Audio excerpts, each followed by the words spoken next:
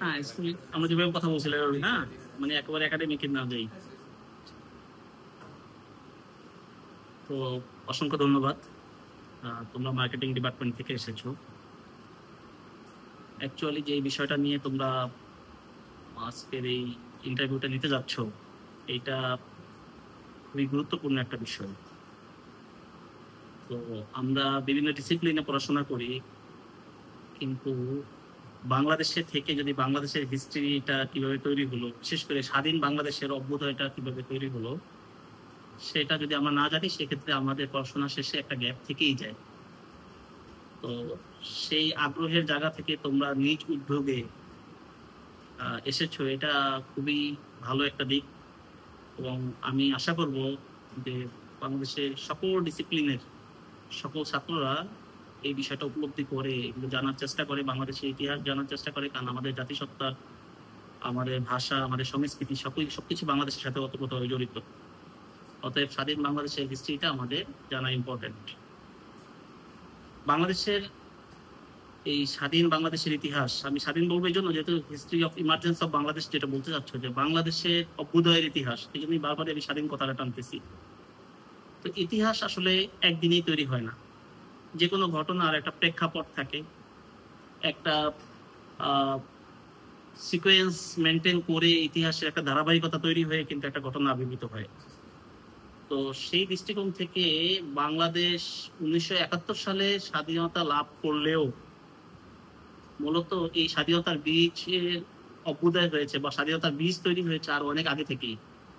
এবং আমার কাছে কখনো মাঝে মাঝে মনে হয়, যদি ব্রিটিশরা বা ইংলিশ ইস্ট ইন্ডিয়া কোম্পানি 1757 সালে পলাশির যুদ্ধে সিরাজউদ্দৌলাকে পরাজিত করে রাষ্ট্রীয় ক্ষমতায় না আসতো, এবং তারা যে কমিউনালিজমের যে পলিসিটা, সাম্প্রদায়িকতাবাদের যে পলিসির আবর্তন করেছিল, এই পলিসি যদি তারা পরিবর্তন না করতো, তাহলে হয়তো বাংলাদেশ তৈরি হইতে আরো দেরি হতো। এটা এসেন্সে বলছি, কারণ যে কোনো কিছু সৃষ্টির পিছনে একটা দ্রোহ কাজ করে, একটা বিক্ষোভ, একটা বঞ্চনা। এই বঞ্চনা, বিক্ষোভ এবং দ্রোহ থেকেই কিন্তু একটা জিনিসের উদ্ভব হয়, তৈরি হয়।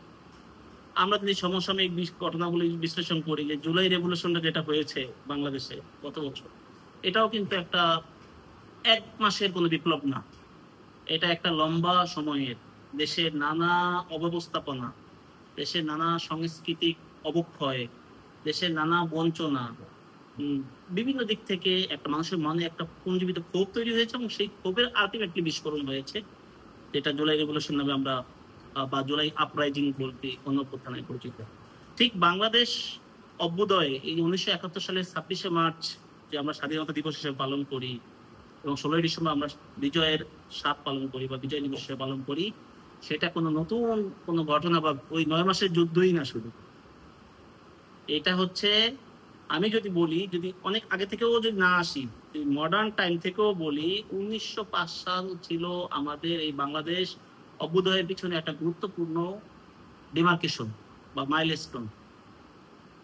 কেন মাইলস্টোন? 1905 সালে বঙ্গভঙ্গ হয়েছে, অর্থাৎ ব্রিটিশরা উপমহাদেশে এসে তাদের রাজধানী স্থাপন করেছে কোথায়? কলকাতায়। অর্থাৎ কলকাতা ছিল তাদের অ্যাডমিনিস্ট্রেশনের কেন্দ্র, প্রশাসনিক কেন্দ্র, রাজধানী। 1905 সালে এসে ব্রিটিশরা যখন এত বিশাল প্রদেশের শাসন ব্যবস্থা একই সাথে পরিচালনা করতে দুঃসাধ্য হয়েছিল, এটা ছিল একটা প্রশাসনিক কাজ। বাট বঙ্গভঙ্গের কারণ ছিল অনেকগুলো। তারা যেটা বলতেছে যে তাদের প্রশাসনিক কাজের সুবিধার্থে তারা এই বাংলাকে দুইটা ভাগ করেছে, একটা হচ্ছে পূর্ববঙ্গ আর একটা হচ্ছে পশ্চিমবঙ্গ। আসাম এবং পূর্ব বাংলা নিয়ে একটা প্রদেশ করেছে, যেটা রাজধানী ছিল ঢাকা। আবার পশ্চিম বাংলা, বিহার, উড়িষ্যা এই অঞ্চল নিয়ে একটা রাজধানী হয়েছে, এবং তার রাজধানী হচ্ছে কলকাতা। এখন প্রশ্ন হলো, 1905 সালে এই যখন বঙ্গভঙ্গ হলো, বঙ্গভঙ্গের কারণে আমাদের পূর্ববঙ্গের কি সুবিধা হলো? আর ওই সময়ে মুসলমানদের একটা গ্রুপ এটাকে ওয়েলকাম করলো, একটা গ্রুপ আবার এটা বিরোধিতা করলো। হিন্দুরা এই বঙ্গভঙ্গকে টোটালি বিরোধিতা করলো। এখানে আসলে ফ্যাক্টটা কি? এই ফ্যাক্টটা হচ্ছে, আমরা যত না বলি রাজনৈতিক, তার চেয়ে বড় একটা কারণ হচ্ছে অর্থনৈতিক। কারণ হচ্ছে এতদিন পর্যন্ত কলকাতা রাজধানী হওয়ার কারণে পশ্চিমবঙ্গ কেন্দ্রিক যে হিন্দু বাবুরা বা যারা মধ্যবিত্ত শ্রেণী হিন্দুদের বা যারা সব ধরনের ক্ষমতাকে তারা এক্সারসাইজ করতে পারতো, তাদের বিরাট স্বার্থের একটা সংঘাত তৈরি হলো। স্বার্থের সংঘাত কেন তৈরি হলো? কারণ হচ্ছে এতদিন পর্যন্ত কোর্ট ছিল কোথায়? কলকাতায়। পূর্ববঙ্গের লোকেরা যেত কোথায়? কলকাতাতে। বিশ্ববিদ্যালয় ছিল কলকাতায়, অফিস আদালত কলকাতায়, কলকারখানা কলকাতায়। আমাদের পূর্ববঙ্গের কিছুই ছিল না, অথচ পূর্ববঙ্গের কিন্তু সম্পদে আমরা ছিলাম সবচেয়ে সমৃদ্ধ। আমাদের এখানে যা ফেলতাম তাই ফেলতো, ফসল বলো, রেভিনিউ বলো, যত অর্থনীতি একটা হাব ছিল হচ্ছে পূর্ববঙ্গ কেন্দ্রিক, উর্বর ভূমি বলো। এবং এত কিছু পরেও আমরা কিন্তু এই পূর্ব বাংলার লোকেরা, পূর্ব বাংলার জনগোষ্ঠীরা কিন্তু সকল ধরনের অধিকার থেকে বঞ্চিত ছিলাম। তো যখন ব্রিটিশরা 1905 সালে এই বঙ্গভঙ্গ ঘোষণা দিল, তখন হিন্দুরা এটার চরম বিরোধিতা করলো, আর মুসলমানরা হচ্ছে এটাকে ওয়েলকাম জানাইলো, বিশেষ করে পূর্ব বাংলার মুসলমানরা। কেন? কারণ হচ্ছে মুসলমানরা তাদের আত্মপরিচয়ের অধিকার ফিরে পেলে হচ্ছে 1905-এর বঙ্গভঙ্গের মাধ্যমে। পূর্ব বাংলার জনগণ তার নিজস্ব স্বাধীনতা বা নিজস্ব স্বকীয়তা, ইন্ডিভিজুয়ালিটি, তাদের যে একটা আলাদা জাতি সত্তার এই পরিচয়টা তারা নিজেদেরকে পরিচয় দিতে শিখলো। কারণ রাজধানী যখন ঢাকা হলো, ঢাকায় একটা বিশ্ববিদ্যালয় ঘোষণা দেওয়া হলো, যদিও এটা 1921 সালে ঢাকা বিশ্ববিদ্যালয় প্রতিষ্ঠা হয়েছে, কিন্তু তারা ঢাকায় বিশ্ববিদ্যালয় প্রতিষ্ঠা ঘোষণা দিল। কলকারখানা ঢাকা কেন্দ্রিক প্রতিষ্ঠা হওয়ার সুযোগ তৈরি হলো, আদালত ঢাকা কেন্দ্রিক হওয়ার সুযোগ হইলো। যার কারণে এই যে কলকাতার আদালত কেন্দ্রিক যে আইন পেশায় যারা জড়িত ছিল, তাদের ব্যবসা বাণিজ্যে চরম ধস নামলো। যার কারণে তারা কিন্তু কোনোভাবেই এই বঙ্গভঙ্গটাকে মেনে নেয়নি। কিন্তু ওই বঙ্গভঙ্গটা ছিল মূলত বাংলাদেশ, স্বাধীন বাংলাদেশের অভ্যুদয়ের প্রথম বীজ। কারণ কি? ওই বঙ্গভঙ্গের মাধ্যমে ঢাকা প্রথম রাজধানী হওয়ার স্বাদ লাভ করে। এবং এই 1905 সালে এই বঙ্গভঙ্গ হওয়ার পরে উপমহাদেশে বিশেষ করে পূর্ববঙ্গের আমাদের নবাব সলিমুল্লাহ এবং হচ্ছে হোসেন শহীদ সোহরাওয়ার্দী, আমির আলী, আগা খান সহ এই মুসলিম নেতৃবৃন্দ মূলত একটা স্বাধীন মুসলমানদের আবাসভূমি হিসাবে বাংলা পূর্ববঙ্গ কেন্দ্রিক, ঢাকা কেন্দ্রিক স্বপ্ন দেখা শুরু করেছিল। কিন্তু হিন্দুদের চরম বিরোধিতা এবং বিশেষ করে যদি আমরা সুরেন্দ্রনাথ ব্যানার্জির কথা বলি, রবীন্দ্রনাথ ঠাকুরের কথা বলি, হিন্দুদের যে নেত্রী পর্যায়ের যারা ছিলেন তাদের সকল বিরোধিতার কারণে মূলত 1911 সালে এই বঙ্গভঙ্গ রদ করতে বাধ্য হলো। আমার পয়েন্টটা হচ্ছে, আমরা যদি বলি যে বাংলাদেশ বা বাংলাদেশের মানুষ বা পূর্ববঙ্গের জনগোষ্ঠী কয়েকবার স্বাধীনতা লাভ করেছে, কয়েকবারই স্বাধীনতা হারাইছে। এটাকে যদি আমরা বলি যে 1905 সালে একটা স্বাধীনতা লাভ করেছে, 1911 সালে স্বাধীনতা হারিয়েছে। 1937 সালে শেরে বাংলা একে ফজলুল হকের নেতৃত্বে বঙ্গীয় প্রাদেশিক পরিষদের নির্বাচন হয়েছিল। সেই পূর্ব বাংলার লোকেরা ওই নির্বাচনে জিতেছে, কিন্তু সেই স্বাধীনতা ধরে রাখতে পারে নাই। 1939 সালে দ্বিতীয় বিশ্বযুদ্ধ শুরু হওয়ার পরে মূলত কংগ্রেসরা মন্ত্রিসভার পদ থেকে পদত্যাগ করার কারণে সেই বঙ্গীয় প্রাদেশিক পরিষদের নির্বাচনও বেঁচতে যায়, অর্থাৎ ওই সুফলটা ওই সময় একবার স্বাধীনতা হারাইছে। 1947 সালে যদি আমরা বলি যে ব্রিটিশরা এই অঞ্চল থেকে চলে গিয়েছেন, এবং 1947 সালে ব্রিটিশরা চলে যাওয়ার পিছনে যে বড় ভূমিকা রেখেছে সেটা হচ্ছে কি, লাহোর প্রস্তাব। হ্যাঁ, দ্বিজাতি তত্ত্বের ভিত্তিতে এই ভারতীয় উপমহাদেশকে বিভক্ত করা হয়েছে, দ্বিজাতি তত্ত্বের ভিত্তিতে, অর্থাৎ ধর্মীয় সংখ্যাগরিষ্ঠতার ভিত্তিতে ভারতীয় উপমহাদেশকে বিভক্তির যে আবেদন ছিল, এইটা একটা কম্পোনেন্ট হিসেবে কাজ করেছে। কিন্তু মূলত মূল ফ্যাক্টর ছিল কিন্তু অর্থনৈতিক। অর্থাৎ স্বাধীন বাংলাদেশ অভ্যুদয়ের পিছনে যে ঘটনাগুলো আমরা দেখি, 1905 সালে যে বিষয়টা, সেটাও অর্থনৈতিক। 1947 সালে যে বিভক্তিটা, এই যে দেখেন, যদি ধর্মীয় ভাবেই যদি বিভক্ত হইতো তাহলে কিন্তু মুর্শিদাবাদ, মালদহ কিন্তু মুসলমান অধ্যুষিত দেশ, এটা কিন্তু পূর্ব বাংলার হতো, কিন্তু সেটা হয়নি। পাঞ্জাবকে দুইটা ভাগ করে দেওয়া হয়েছে, কাশ্মীরকে দুইটা ভাগ করে দেওয়া হয়েছে। অর্থাৎ ব্রিটিশরা মূলত এই ক্লাসটা, হিন্দু এবং মুসলমানদের মাঝে যে ক্লাসটা, এই ক্লাসটাকে ধরে রাখার জন্যই বা দ্বন্দ্বটাকে জিম্মি বা জীবন্ত রাখার জন্যই কিন্তু তারা এইভাবে ভাগ করেছে। এবং 1947 সালে এই দেশ বিভক্তির পরে ভারত এবং পাকিস্তান নামে যে দুইটা দেশ বিভক্ত হয়েছে, স্বাধীন দুইটা দেশ বিভক্ত হয়েছে, সেই বিভক্তির পিছনে মূলত যে বৈষম্য, যে আমরা পূর্ববঙ্গের লোকেরা পাকিস্তান নামে যে রাষ্ট্রটা চেয়েছিলাম ব্রিটিশদের থেকে আলাদা হয়ে, কিন্তু আলটিমেটলি পূর্ববঙ্গের মানুষের কিন্তু সেই আশা আকাঙ্ক্ষার বাস্তবায়ন হয়নি। কিভাবে হয়নি? ব্রিটিশদের কাছেও আমরা অবহেলিত ছিলাম। 1905 সালে অল্প সময়ের জন্য আমরা রাইট পেয়েছিলাম, 1911 সালে কিন্তু সেই রাইটটা আমাদের খর্ব হলো। 1947 সালে আমরা আন্দোলন সংগ্রাম করলাম, ব্রিটিশদেরকে বিতরণে আমরা নানান প্রচেষ্টা চালিয়েছিলাম। আলটিমেটলি পাকিস্তানের অংশ হয়ে আমরা কিন্তু এখানেও অধিকার থেকে বঞ্চিত। আপনারা সবাই জানেন যে 1947 সালে দেশ বিভক্তির পরে বা পাকিস্তান এবং ভারত নামে দুইটা দেশ আলাদাভাবে জন্ম হওয়ার পরে আমরা গেলাম পশ্চিম পাকিস্তানের আন্ডারে, বা পাকিস্তান নামে যে দুইটা অংশ, একটা পশ্চিম পাকিস্তান আর একটা পূর্ব পাকিস্তান। এই পূর্ব পাকিস্তান যে পশ্চিম পাকিস্তানের আন্ডারে গেল, এটা কি কোনো রেশনাল কোনো বিষয়? আমাদের থেকে পাকিস্তানের ডিস্টেন্স কত? প্রায় 1400 মাইল বা 2000 কিলোমিটার, বা কেউ কেউ বলে 1200 মাইল। এই যে লম্বা পার্থক্য, মাঝে কি ভারত? তাহলে পাকিস্তানের সাথে আমাদের এই বিভক্তিটা কি গেল না। এবং পাকিস্তান এসেই কি করলো? এসেই কিন্তু আমাদের উপরে অন্যায় ভাবে, ভাষার দিক থেকে আমাদেরকে অন্যায় ভাবে একটা কালচারাল আগ্রাসন যেটাকে বলি আমরা, যে ভাষা হিসাবে উর্দুকে তার রাষ্ট্রভাষা হিসেবে করতে চাইল। আমাদের মায়ের ভাষা, আমাদের মুখের ভাষা বাংলা, আমরা বাংলা ভাষাভাষী বড় হয়েছি, আমাদের সংস্কৃতি বাংলার সাথে জড়িত। বাংলাদেশের আলো বাতাস দিয়ে আমরা যেখানে বড় হচ্ছি সেখানে আমাদের কথা বলতে হবে উর্দুতে, আমাদের অফিসিয়াল ভাষা হবে উর্দু। এটা কি মানার সুযোগ আছে? সুযোগ নেই।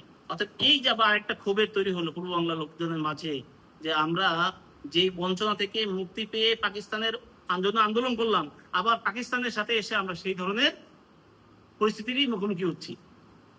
অর্থাৎ পশ্চিম পাকিস্তান কেন্দ্রিক যে শাসক গোষ্ঠী, তারা কিন্তু সব ধরনের সুযোগ সুবিধা পশ্চিম পাকিস্তান কেন্দ্রিকই হচ্ছে। কলকারখানা কোথায় হচ্ছে? পশ্চিম পাকিস্তানে। অফিস আদালত কোথায় হচ্ছে? পাকিস্তানে। হেড অফিস, হেড সদর দপ্তর সবকিছু পশ্চিম পাকিস্তানে। আমাদের এই পূর্ব বাংলা আবার সেই অবহেলিতই থাকলো।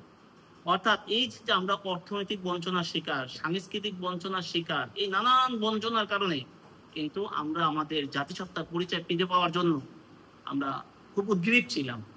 যার কারণে এই পূর্ব বাংলার জনগণ কিন্তু তাদের কোনো অন্যায় নিপীড়নমূলক কোনো আচরণ মেনে নেয় নাই। যেটা আমরা সবাই জানি যে 1947 সালে পাকিস্তান রাষ্ট্র তৈরি হওয়ার পরে ভাষাকে কেন্দ্র করে যেই যবন নিপীড়ন নির্যাতন হয়েছিল, সেটা দিয়ে কিন্তু পূর্ব বাংলার জনগণকে দমাতে পারেনি। আমরা সেই ভাষার অধিকার আদায় করেছি, যেটা আলটিমেটলি 1952 সালে যে আমরা ভাষা অধিকার ফিরে পেয়েছি। 1952 সালে ভাষা আন্দোলন, ভাষার অধিকার ফিরে পাওয়ার পরেও পাকিস্তানি শাসক গোষ্ঠী কিন্তু আমাদেরকে অর্থনৈতিকভাবে ব্যাপক নির্যাতন নিপীড়নের মুখোমুখি করে রেখেছিল। আমরা ব্যাপক বৈষম্যের শিকার হয়েছি। সকল অফিসাররা, সকল কিছু কেন্দ্রবিন্দু হচ্ছে পশ্চিম পাকিস্তান। পূর্ব বাংলায় সব পাটজাত বা কৃষি পণ্য আমাদের হচ্ছে, বাট কলকারখানা পাটজাত পণ্যের যে প্রক্রিয়া, এটা হচ্ছে পশ্চিম পাকিস্তানে গিয়ে। এবং যতগুলো বড় কলকারখানা, যতগুলো বড় শিল্প পরিবার, সব হচ্ছে পশ্চিম পাকিস্তানে। এইটা আমাদেরকে আরেকটা বিরাট উদ্রেক করেছিল। এবং এই উদ্রেক মানে এই যে আমাদের উপরে যে বঞ্চনা, যে শোষণ, যে নির্যাতন, যে নিপীড়ন, এই নিপীড়ন থেকে কিন্তু পাকিস্তানি শাসক গোষ্ঠী আমাদেরকে মুক্তি দেয়নি। এবং একটা বিষয় খেয়াল করবেন যে 1947 সালে দেশ বিভক্তির পরে পাকিস্তানের ক্ষমতায় যারা ছিলেন তারা এখানে সবাই সেকুলার। আপনি জিন্না বলেন, মোহাম্মদ আলী জিন্না সেকুলার রাজনীতিবিদ, ইয়াহিয়া খান বলেন সেকুলার রাজনীতিবিদ, টিক্কা খান বলেন সেকুলার রাজনীতিবিদ, জুলফিকার আলী ভুট্টো বলেন সেকুলার রাজনীতিবিদ, আইয়ুব খান বলেন সেকুলার রাজনীতিবিদ। কিন্তু এই সেকুলার রাজনীতিবিদ হয়ে কিন্তু তারা ইসলামিস্টদের উপরে নির্যাতন নিপীড়ন করেছে। পূর্ব বাংলার মুসলমানরা সংখ্যাগরিষ্ঠ হওয়ার পরেও মুসলমানদের কোনো অধিকার দেয়নি। এই যে শোষণ, বঞ্চনা, নিপীড়ন, নির্যাতন, এর প্রেক্ষিতে কিন্তু আমাদের আন্দোলন কিন্তু চলমান ছিল। আপনি দেখেন যে 1966 সালের 6 দফা 6 পয়েন্ট মুভমেন্ট যেটাকে বলি, স্বাধীনতার স্থপতি শেখ মুজিবুর রহমানের নেতৃত্বে যে 6 দফা প্রণয়ন হলো, সেখানে দেখবেন 3টা দফাই কিন্তু অর্থনৈতিক বঞ্চনার বিরুদ্ধে। আমরা এখানে কি চেয়েছি? আমরা চেয়েছি অর্থনৈতিক স্বায়ত্তশাসন, অর্থাৎ আর্থিকভাবে আমাদেরকে স্বাধীনতা করে দেন। শেরে বাংলা ফজলুল হকের একটা বক্তব্য ছিল যে আওয়ার ইকোনমিক্স আওয়ার পলিটিক্স। আমাদের অর্থনীতি হচ্ছে আমাদের রাজনীতি। অর্থাৎ আমরা যে দীর্ঘ সময় এই রাজনীতি মানে অর্থনীতি থেকে আমাদেরকে বঞ্চিত ছিলাম, সেই বঞ্চনার কারণে আমাদের মধ্যে এক ধরনের ক্ষোভ তৈরি হলো, এবং সেই ক্ষোভের কারণে কিন্তু আমরা 47-এ দেশ বিভক্তির পরে পাকিস্তানের পক্ষে আমরা একদিনও কমফোর্ট ফিল করিনি। তারাও আমাদেরকে একদিনের জন্য প্রশান্তি দেয়নি, এবং আলটিমেটলি তারা যখন এই বিষয়গুলো মানছিল না এবং কোনোভাবে আমাদের দাবি দেওয়ার প্রতি কোনো কর্ণপাত করে নাই, তার কারণে 1969 সালে কিন্তু একটা গণ অভ্যুত্থান হলো, মাস আপরাইজিং হলো। এবং এই গণ অভ্যুত্থানের কারণেই পাকিস্তানি শাসক গোষ্ঠী তোমার ভীত সন্ত্রস্ত হয়ে 1970 সালে কিন্তু একটা নির্বাচন দিয়েছে, এবং এই নির্বাচনে কিন্তু আওয়ামী লীগ সংখ্যাগরিষ্ঠ আসন পেয়েছে এবং ব্যাপকভাবে ভূমিধস ভিক্টোরি যেটাকে বলে, হ্যাঁ, ল্যান্ডস্লাইড ভিক্টোরি যেটা, অর্থাৎ এই ভূমিধস বিজয় হয়েছে। কিন্তু পাকিস্তানি শাসক গোষ্ঠী এত মাথামোটা ছিল যে 1970 সালে শেখ মুজিবুর রহমান জয়লাভের নেতৃত্বে আওয়ামী লীগ জয়লাভ করলেও আওয়ামী লীগকে আসলে মন্ত্রিসভা গঠন করতে দেয়নি। শেখ মুজিবুর রহমান কিন্তু স্বাধীনতা চায়নি, শেখ মুজিবুর রহমান চেয়েছে স্বায়ত্ত শাসন, শেখ মুজিবুর রহমান চেয়েছে পূর্ববঙ্গের প্রধানমন্ত্রী হওয়ার জন্য, তার ভাষণগুলো দেখো, তার ইতিহাসের বইগুলো। কিন্তু এইটা যদি পাকিস্তান মেনে নিত, অ্যাটলিস্ট 71-এ যে এই ধরনের বড় একটা ক্লাস তৈরি হতো না। কিন্তু পাকিস্তান আমাদের সবসময় আমাদের গণতান্ত্রিক অধিকারকে খর্ব করেছে, আমাদের অর্থনৈতিক অধিকারকে খর্ব করেছে, আমাদের সামাজিক অধিকারকে খর্ব করেছে। সেই খর্ব করার কারণে আলটিমেটলি গিয়ে 1971-এ একটা বড় ধরনের রক্তক্ষয়ী সংঘর্ষ হয়েছে। ওরা এসে আমাদের অপারেশন সার্চলাইট নামে আমাদেরকে খুঁজে খুঁজে খুঁজে খুঁজে খুঁজে খুঁজে কিন্তু আমাদের সকল বুদ্ধিজীবীদেরকে হত্যা করেছে। এবং এই যে 9 মাস যাবত যে যুদ্ধ চলছে, এই যুদ্ধের মাধ্যমে কিন্তু আলটিমেটলি আমরা জয়লাভ করতে পেরেছি। যদিও ওই সময় বিভিন্ন গোলক ছিল, ভারত আমাদেরকে সহযোগিতা করেছে। এখন ভারত কি বিনা স্বার্থে সহযোগিতা করেছে না স্বার্থে সহযোগিতা করেছে, ওটা ডিফারেন্ট ডিবেট, ওখানে আমি যাচ্ছি না। ওই সময় আমেরিকা পাকিস্তানের সহযোগিতা করেছে, রাশিয়া বাংলাদেশকে সহযোগিতা করেছে। হিস্ট্রি দেখো, গোলক, ওরা ওয়ার্ল্ড কিন্তু দুইটা আগে গোলকে বিভক্ত ছিল। এখন কে কোন স্বার্থে সহযোগিতা করছে সেটা বিষয় না, বিষয় হচ্ছে আলটিমেটলি 1971 সালে আমরা 16ই ডিসেম্বর তাদের থেকে বিজয় লাভ করেছি। স্বাধীন বাংলাদেশ নামে একটা স্বাধীন সার্বভৌম রাষ্ট্রের উদ্ভব হয়েছে, এবং আমরা বাংলাদেশি মুসলমান, বাংলাদেশি হিন্দু, বাংলাদেশি খ্রিস্টান, বাংলাদেশি বৌদ্ধ, সবাই বাংলাদেশি, আমরা নট বাঙালি। এই কথাটা আমাদের মাথায় রাখতে হবে যে আমরা বাংলাদেশি জাতীয়তাবাদে বিশ্বাসী, আমরা বাঙালি জাতীয়তাবাদে বিশ্বাসী না। বাঙালি জাতীয়তাবাদ হচ্ছে আমাকে তাহলে ওয়েস্ট বেঙ্গল টানতে হবে। ওয়েস্ট বেঙ্গল কি আমার দেশের অংশ? একটা স্বাধীন সার্বভৌম দেশ হিসাবে ইন্ডিয়ার রাজ্য। অর্থাৎ আমরা হচ্ছে বাংলাদেশি জাতীয়তাবাদে বিশ্বাসী, এবং এই 1971 সালে যুদ্ধের মাধ্যমেই আমরা এই স্বাধীন সার্বভৌম বাংলাদেশ ফিরে পেয়েছি। কিন্তু এখানেও যে আমাদের স্বাধীনতা হরণ হয়েছে। স্বাধীনতার যে মূল মন্ত্র যে কয়টা, আমরা কি স্বাধীনতার সেই মূল মন্ত্র ধরে রাখতে পেরেছি? পারছি? পারি নাই। আমাদের এখানেও আমাদের স্বাধীনতা খর্ব হয়েছে, আমরা সামাজিকভাবে বঞ্চিত হয়েছি। আমাদের নিজেদের যে অধিকার, পার্সোনাল যে অধিকার, মানবাধিকার, আমাদের খাদ্য, বস্ত্র, বাসস্থানের যে মৌলিক অধিকার, সেখান থেকেও কিন্তু আমরা বঞ্চিত হয়েছি। এই 50 বছর পরে আবার স্বাধীনতা অর্জন করলাম 2024 সালের জুলাইতে। অতএব আমি বলতেছি যে বাংলাদেশ কয়েকবার স্বাধীনতা অর্জন করেছে। 1905 সালে একবার, 1937 সালে একবার, 1947 সালে একবার, 1971 সালে একবার, ফাইনালি 2024 সালের জুলাইতে একবার। অতএব এই স্বাধীনতাকে কোনোভাবেই আর খর্ব করার সুযোগ দেওয়া যাবে না, এবং স্বাধীনতার যে অধিকার, স্বাধীনতার যে স্বাদ, সেই স্বাদ আমাদের সবার। এখানে হিন্দু, খ্রিস্টান, বৌদ্ধ, মুসলমান সবাই আমাদের একই জনগোষ্ঠী, আমরা সবাই বাংলাদেশি। আমাদের পরিচয় কি? বাংলাদেশি। অতএব এই বাংলাদেশি পরিচয় নিয়েই আমরা যাতে আমাদের সকলের অধিকারকে উজ্জীবিত করতে পারি। এখানে কোনো মাইনরিটিও নাই, এখানে কোনো মেজরিটিও নাই, সবাই আমরা বাংলাদেশি। যে অধিবাসী সেও বাংলাদেশি, যে সমতলে আছে সেও বাংলাদেশি। অতএব এই স্বাধীনতার স্বাদ আমাদের সবার, এটাকে কোনোভাবে ভুলুণ্ঠিত হতে দেওয়া যাবে না। সেই চেষ্টাই আমাদের অব্যাহত রাখতে হবে। Thank you very much.